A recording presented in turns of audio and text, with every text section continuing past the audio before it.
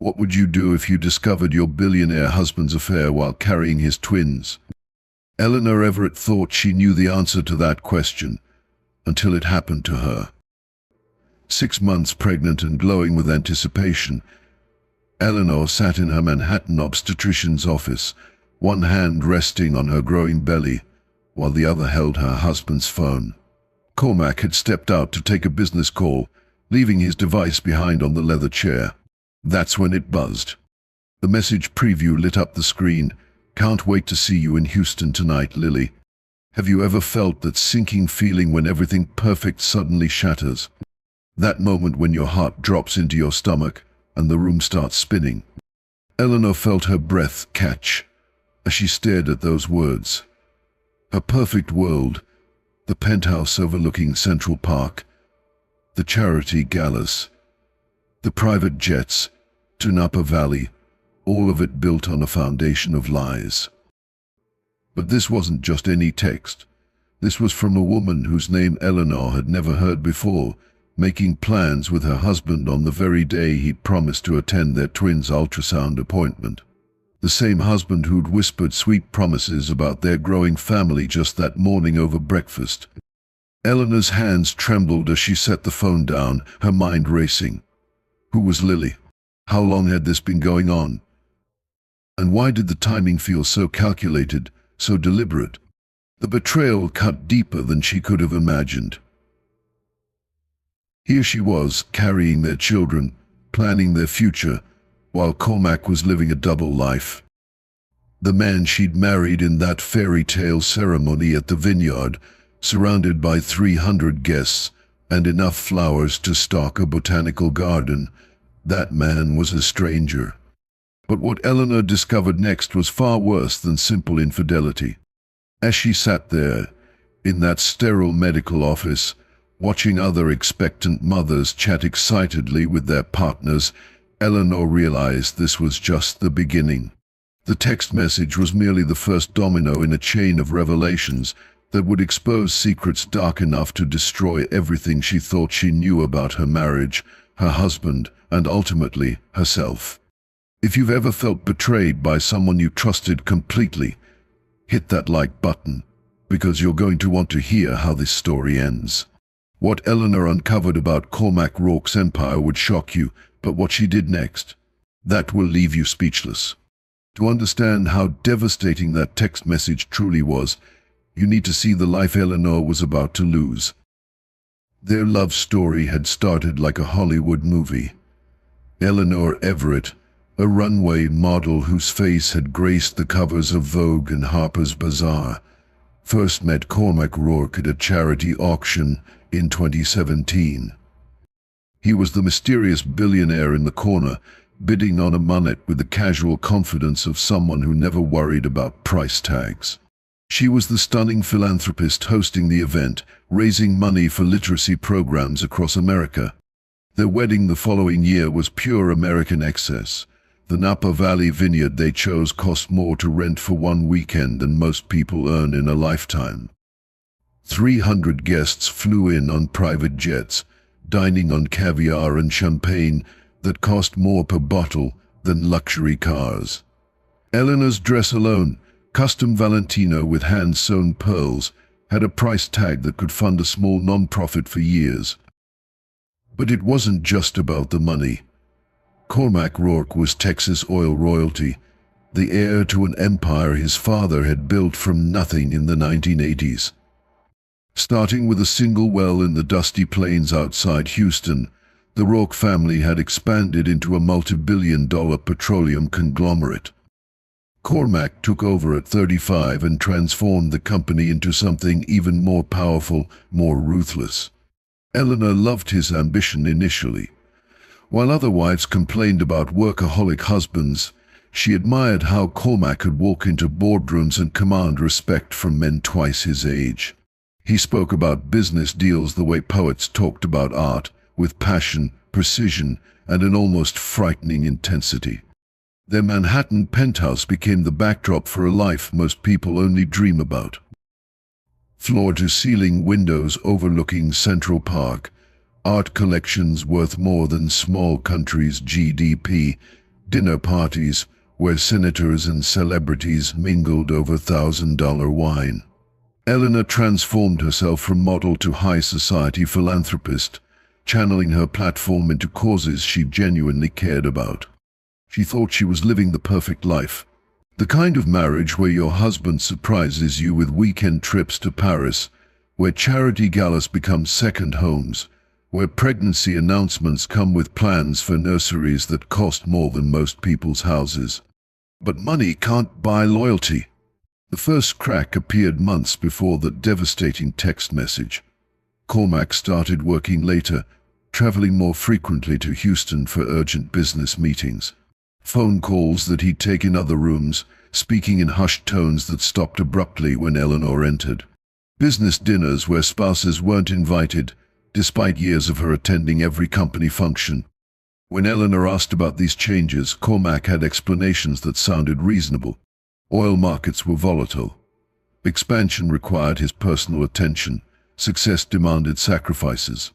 What she didn't know was that Cormac viewed relationships exactly like his business deals, transactions where everyone had a price, and loyalty was just another commodity to be bought and sold. His employees feared him not because he was inspiring, but because he was calculating. Cold. The kind of man who could smile at you over dinner while planning your professional destruction. Eleanor had fallen in love with a facade, a carefully constructed image of the perfect American success story. The reality was something far more dangerous. Comment below, do you think money changes people, or does it just reveal who they really were all along? That text message was just the beginning. What Eleanor discovered next would make her question everything she thought she knew about her marriage. Unable to shake the image of that Houston meeting with Lily, Eleanor did what any suspicious wife would do. She started digging. Late at night, while Cormac slept beside her, she went through his laptop, his phone records, his credit card statements. What she found made her blood run cold. Millions of dollars had been transferred to offshore accounts in the Cayman Islands. Not company money, their personal wealth, systematically moved over the course of 2 years. The accounts weren't in Cormac's name. They were registered under the name Lily Thornton, a 28-year-old executive at Rock Petroleum who just happened to be Cormac's director of international operations. But wait, it gets worse. Eleanor knew she needed professional help, someone who could navigate the complex world of high-net-worth divorces. That's when she found Ruth Martinez, a family lawyer whose reputation for dismantling powerful men's empires was legendary. Ruth had taken down tech moguls, real estate tycoons, and oil barons who thought their wealth made them untouchable. Ruth's first meeting with Eleanor lasted 4 hours. By the end, both women knew they were dealing with something far more complex than a simple affair. "Mrs. Rock," Ruth said, sliding a thick folder across her mahogany desk, "your husband hasn't just been unfaithful. He's been planning this for years." The folder contained bank records, birth certificates, and private investigator reports that painted a devastating picture. Cormac hadn't just been having an affair with Lily, they'd had a child together. A 4-year-old daughter named Avery, hidden from Eleanor and the public, supported by a trust fund worth $50 million. Eleanor felt the room spin. While she'd been planning their fairy tale wedding, Cormac had been raising a secret family. While she'd been struggling with fertility treatments and multiple miscarriages before finally conceiving the twins, he'd already been a father to another woman's child. But the revelations weren't finished. "There's something else," Ruth continued, her voice gentle but firm. "Something you need to know about your own situation. Have you ever kept a secret that could destroy everything?" Eleanor was about to learn that she wasn't the only one with hidden truths. The twins she was carrying, Lucas and Lily, weren't biologically Cormac's. Years earlier, during a brief separation in their marriage, Eleanor had had an affair with her college boyfriend, Dr. James Sullivan. When she discovered she was pregnant, she'd convinced herself the timing worked with her reconciliation with Cormac. She'd never told anyone the truth, not even her doctor. Ruth had uncovered this through medical records and DNA analysis from Eleanor's previous pregnancies. The twins were conceived during the exact period when Eleanor and Cormac were separated, when she'd been staying with friends in Boston and seeking comfort from her past. Now Eleanor faced an impossible situation. Her husband was a cheating, manipulative liar who'd hidden millions and a secret child. But she was carrying twins who weren't even his biological children, conceived during her own moment of infidelity. When Cormac finally learned that Eleanor knew about Lily and Avery, his response was calculated and cold. He offered Eleanor what he called a generous settlement, full custody of the twins, a modest trust fund, and her silence about his business practices. In exchange, she would disappear quietly, sign a non-disclosure agreement, and never speak publicly about their marriage. Eleanor's response. She laughed in his face. "You think you can buy me like you bought Lily," she said. "You think money solves everything." That's when Cormac showed his true nature. The charming billionaire facade dropped completely. He threatened to destroy her reputation, to expose every detail of her modeling career, to make sure she never worked in philanthropy again. He had lawyers who could tie up custody battles for years, private investigators who could dig up dirt on anyone. But Eleanor had Ruth Martinez, and Ruth had been waiting her entire career for a case like this. The battle lines were drawn. Cormac thought his wealth and power made him invincible. Eleanor was about to prove him wrong. This story has more twists than a thriller. Subscribe so you don't miss the ending, because what Eleanor does next will shock you. October 15th, 2022.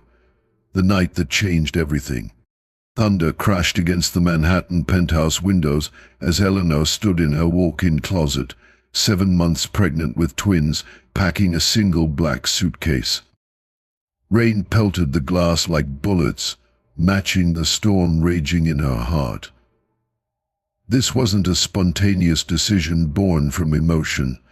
This was a carefully calculated plan she'd been crafting for weeks. Eleanor had learned something crucial from watching Cormac's business dealings. The most powerful moves happen when your opponent least expects them. While he was in Houston, presumably with Lily, planning their next offshore transfer, Eleanor was executing her own strategy for freedom. She packed only essentials: 3 changes of clothes, prenatal vitamins, her grandmother's pearl necklace, the only jewelry that held sentimental value rather than monetary worth. Everything else, the designer gowns, the diamonds, the symbols of a life built on lies, she left behind. On the marble kitchen counter, she placed a handwritten note that would become legendary in legal circles. "Cormac, you taught me to value power over love.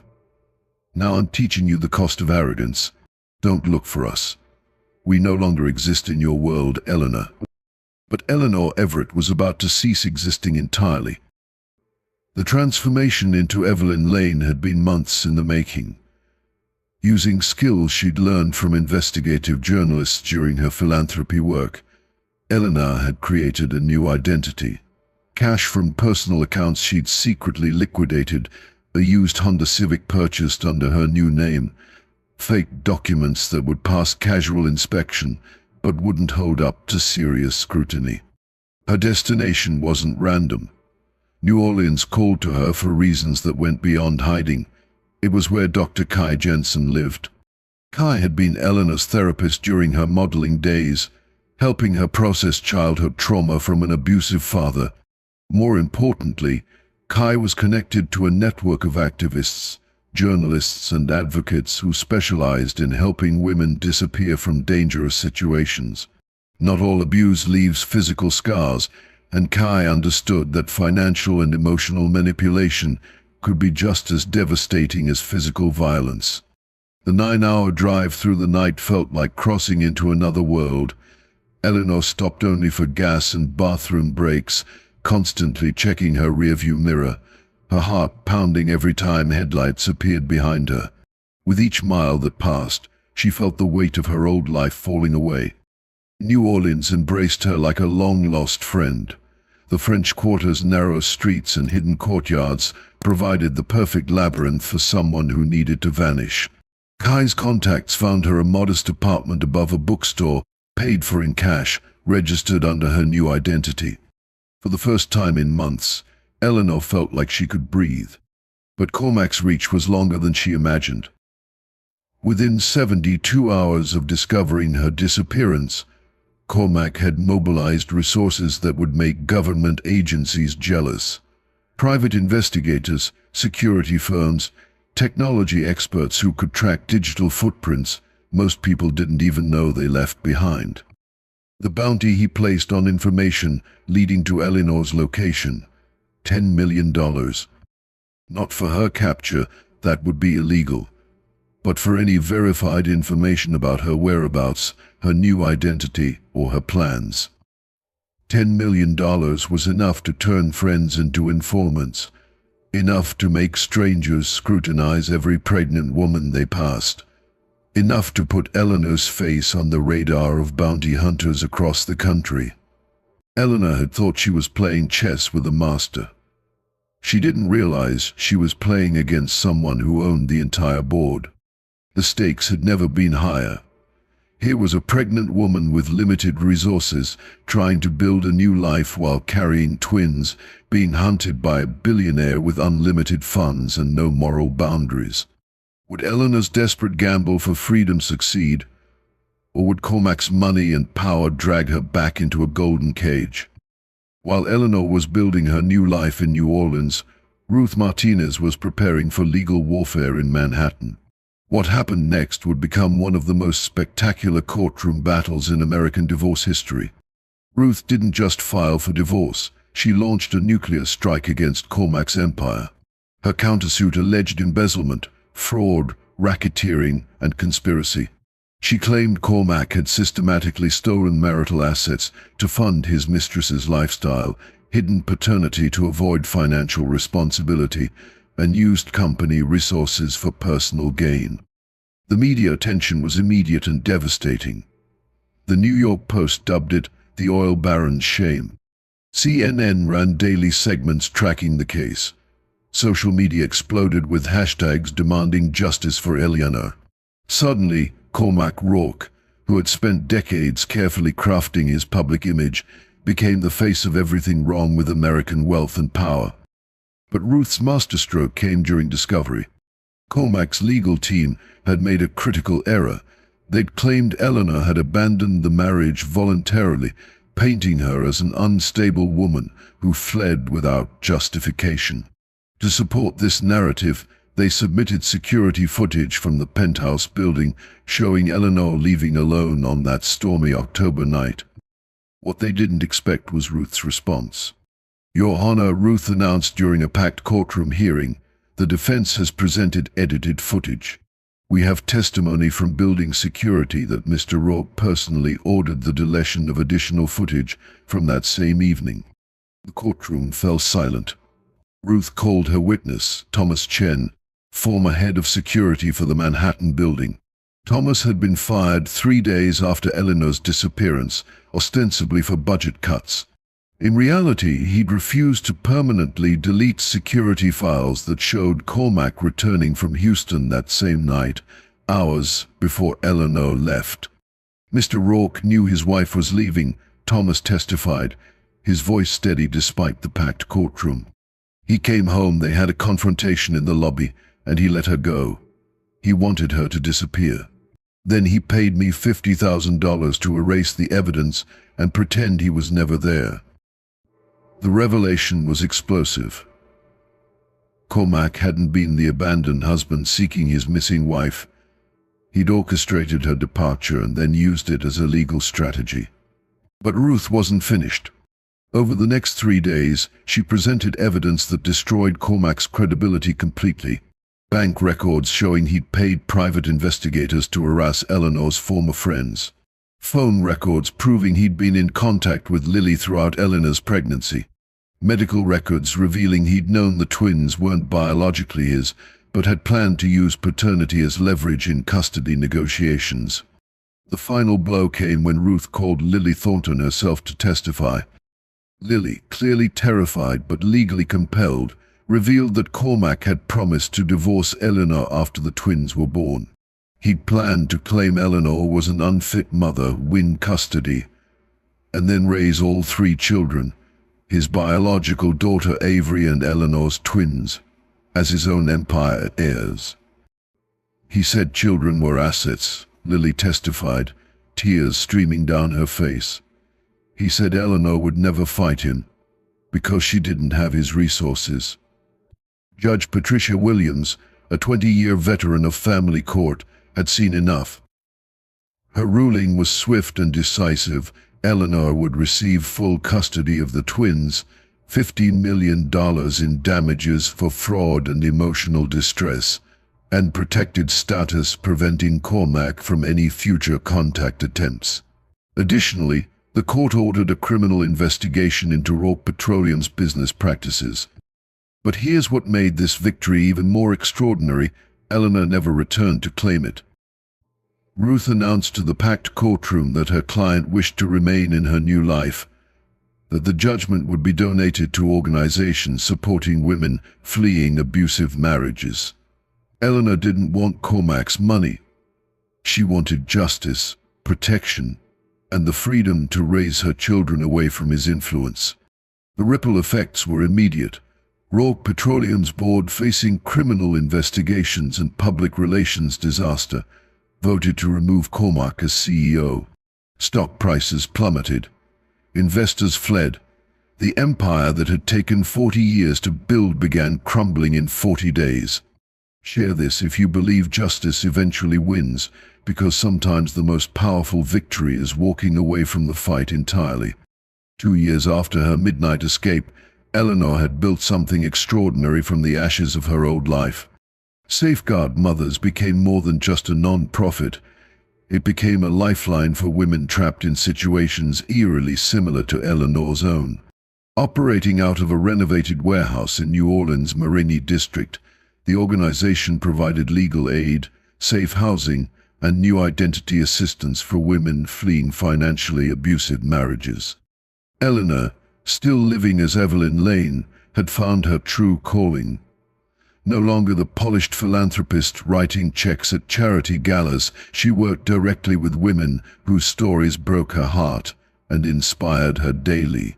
She understood their fear, their shame, their desperate need to protect their children from toxic environments disguised as privilege. Her memoir, The Art of Disappearing, became an underground sensation. Published under a pseudonym with all identifying details carefully altered, the book detailed her journey without ever naming Cormac directly. Women across America recognized their own stories in her pages. The book's proceeds funded 3 additional Safeguard Mothers locations across the South. Lucas and Lily, now toddlers, thrived in their new world. They attended a progressive Montessori school where diversity was celebrated and wealth wasn't a measuring stick for worth. Lucas showed early signs of his mother's compassionate nature, always sharing his toys with children who had less. Lily demonstrated a fierce independence that reminded Eleanor of her own strength. The twins had no memory of penthouse living or private jets. Their childhood was filled with streetcar rides, jazz festivals, and bedtime stories read in cozy apartments rather than marble-floored nurseries. They were happier, healthier, and more grounded than they ever could have been in Cormac's world. Meanwhile, Cormac's empire continued its spectacular collapse. After losing Rock Petroleum, his personal investments crumbled under the weight of legal fees and criminal investigations. Lily Thornton, facing her own legal troubles, abandoned him completely and disappeared with their daughter Avery. Multiple lawsuits from former business partners and employees drained his remaining assets. By 2024, the man who once commanded billion-dollar deals was reduced to living in a modest apartment in Houston, his reputation destroyed, his wealth evaporated, his relationships burned. He'd gained nothing from his years of manipulation and lost everything that ever mattered. The irony wasn't lost on Eleanor. While Cormac schemed to accumulate more power and control, She'd found true wealth in helping others and raising her children with authentic love. But success hadn't erased all of Eleanor's struggles. Late at night, when the twins were sleeping and the French Quarter was quiet, except for distant jazz music, Eleanor wrestled with guilt about the secrets she still carried. The court case had established legal paternity and custody, but it hadn't addressed the deeper truth about the twins' biological origins. Eleanor had never told anyone, not Ruth, not Kai, not even her own diary, about Dr. James Sullivan, her college boyfriend who had provided comfort during her separation from Cormac. But Eleanor had one final secret that would change everything, a revelation so profound it would redefine not just her understanding of family, but her entire sense of identity and belonging. The truth was more complicated than anyone could have imagined. 3 years into her new life, Eleanor discovered a truth that would shatter everything she thought she knew about motherhood, identity, and belonging. During a routine medical exam for Lily, who had been experiencing some developmental delays, doctors recommended genetic testing. Eleanor agreed, expecting standard results that would help guide her daughter's treatment plan. What she discovered changed everything. The twins weren't biologically hers either. The medical records revealed that during her fertility treatments years earlier, before she'd even met Cormac, there had been a mix-up at the clinic. The eggs used for her successful pregnancy weren't her own. They belonged to an anonymous donor. Her affair with James Sullivan had occurred, but the twins were conceived through the fertility procedure, not their brief reconnection. Eleanor stared at the genetic report in her New Orleans apartment, feeling the weight of this final revelation. Lucas and Lily, the children she'd risked everything to protect, shared no biological connection to her. They weren't Cormac's children. They weren't James's children. They weren't even hers. But here's what made this discovery liberating rather than devastating: it didn't matter. Every sleepless night she'd spent caring for them, every story she'd read, every scraped knee she'd kissed, every moment of joy and frustration and unconditional love, none of that required shared DNA. She had chosen to be their mother every single day, and they had chosen to be her children. This final secret freed Eleanor completely from Cormac's world. There were no biological ties binding her to his legacy, no genetic claims he could make, no inheritance rights to complicate. The twins belonged exactly where they were, with the woman who had sacrificed everything to give them a life built on love, rather than manipulation. Eleanor's story teaches us profound truths about modern life and the courage required to choose authenticity over comfort. What defines a real family? Is it DNA, legal documents, or the daily choice to show up with love and commitment? We all face moments where we must choose ourselves, moments when staying seems easier but leaving represents freedom. Eleanor's journey shows us that sometimes the bravest choice isn't fighting the system, but walking away from it entirely. Eleanor chose freedom over gold chains, authenticity over appearances, and love over wealth. She discovered that true power doesn't come from controlling others. It comes from helping them find their own strength. What would you choose if faced with Eleanor's situation? Would you have the courage to disappear from a life of luxury to find genuine happiness? Like if this story moved you, Eleanor's journey reminds us that sometimes losing everything is the only way to find ourselves. And that wraps up today's story. Now we want to hear from you. Where are you watching from? Drop your city or country in the comments, and let's see how far these stories reach. If this story moved you or gave you chills, give it a like, share, and subscribe for more powerful stories. One last thing, rate the story from 1 to 10 in the comments. Your feedback helps us bring you even better ones next time. Thanks for watching. We appreciate you being part of this storytelling journey.